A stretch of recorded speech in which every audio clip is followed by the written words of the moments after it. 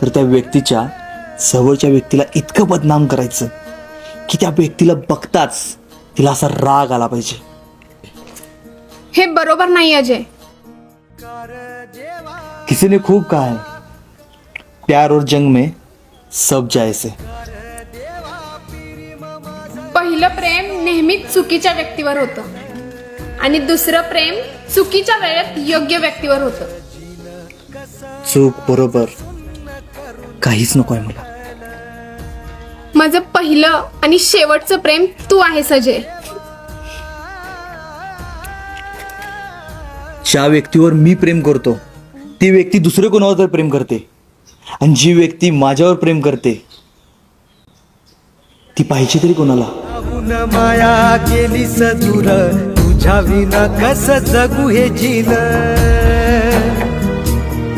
हे राही